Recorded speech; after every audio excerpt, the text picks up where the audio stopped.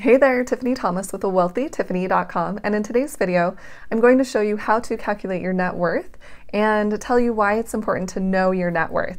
And before we dive in, comment freedom below in the comments if you're ready for financial freedom right now, and don't forget to hit the subscribe button to subscribe to my YouTube channel, and don't forget to like and share this video. And if you're really serious about becoming financially free at a young age, click the link below this video in the description and I can help you do that. Okay, so let's talk about calculating your net worth and why this number is important. So your net worth is essentially all of your assets, everything that you own, minus all of your liabilities, everything that you owe. So the way you calculate this is you would write down all of the assets that you own and their worth. For example, if you have a checking account, then you would write down the amount in your checking account. If you have a savings account, you would write down that amount. If you have a 401k, you would write down the amount in your 401k. And if you have an IRA or a Roth IRA, you would write down the amount in that IRA. And you would also write down anything valuable that you own. For example, if you own a car, then you would write down how much that car is worth. That would be an asset that you have. And maybe if you have some really nice artwork, you could write down the value of the artwork. Or if you have any expensive jewelry, you could write down the value of any jewelry that you might have. Anything that is of value. So, I mean, technically, you could write down the value of everything that you own, like all of your shirts and your socks. But usually we just talk about the major assets that we have that are kind of higher value. And we just write down all of those numbers, and then we total that up, and that is going to be the total amount of your assets. And then what you want to do is take all of your liabilities. So anything that you owe money on, you're going to write down that amount. For example, if you have a house, if you own a house and you're paying a mortgage payment on that, then you're going to write down the remainder of your mortgage amount, and that would be a liability, something that you owe on. So you still owe on the house, so you would write that under your liabilities. And if you have your car loan, you would write down the amount of your car loan. Any other expenses that you owe money on, you're going to write down all of those amounts. And if you have credit card debt, you would write down that amount. Student loans, you would write down that amount. If you owe any family members or any friends, if you owe anyone money, then write down that amount. That would also be a liability, because you'll need to pay that amount to that person.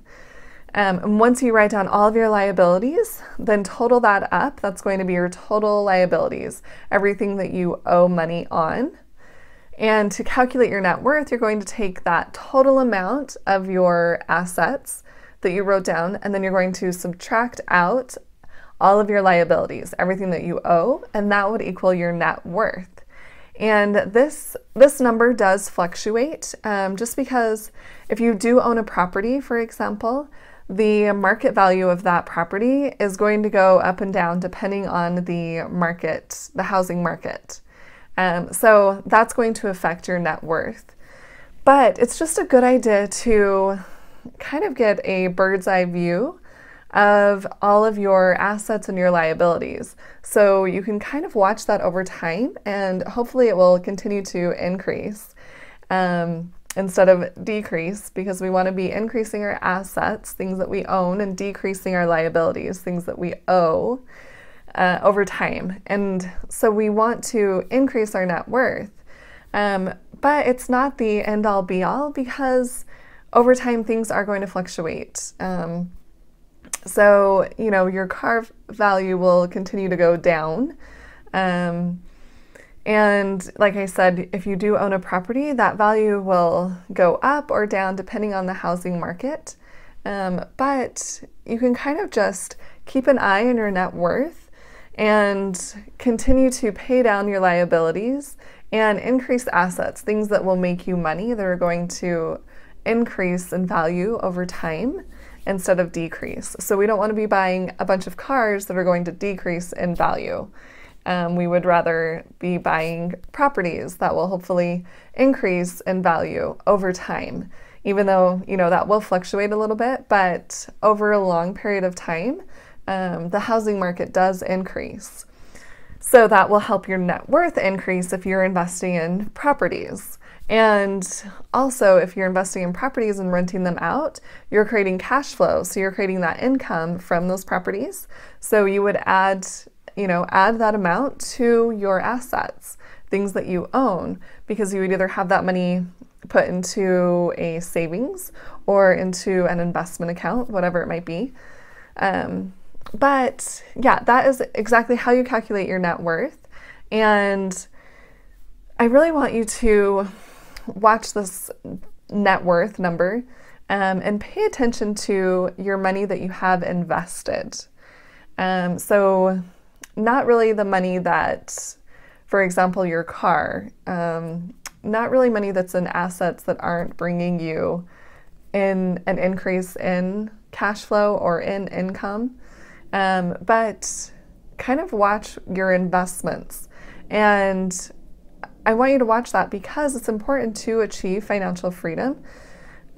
Because once you reach your financial freedom number, the amount that you have invested, then you will be financially free. So part of that is included in your net worth. So that is why we want to calculate our net worth, so that we can take out those pieces that are our investments that are making us money and get a total amount for that and work toward our financial freedom number. And I've talked about this in another video, but to figure out your financial freedom number, you're going to take your expenses, your yearly expenses, and multiply that by 25, and that is your financial freedom number. So that is something that you can work toward. Whatever that number is, you want to have that amount invested, whether it's in properties or in the stock market or other types of investments that you might want to do. But that is the number that you're working toward, that financial freedom number, which is part of your net worth. So that's why we want to calculate our net worth. And it also gives you a good idea on the amount of assets that you have versus your liabilities. And you can really kind of get that bird's eye view, like I mentioned, and see, okay, you know what? I have a lot of liabilities right now. I really need to focus on paying those down and increasing my assets.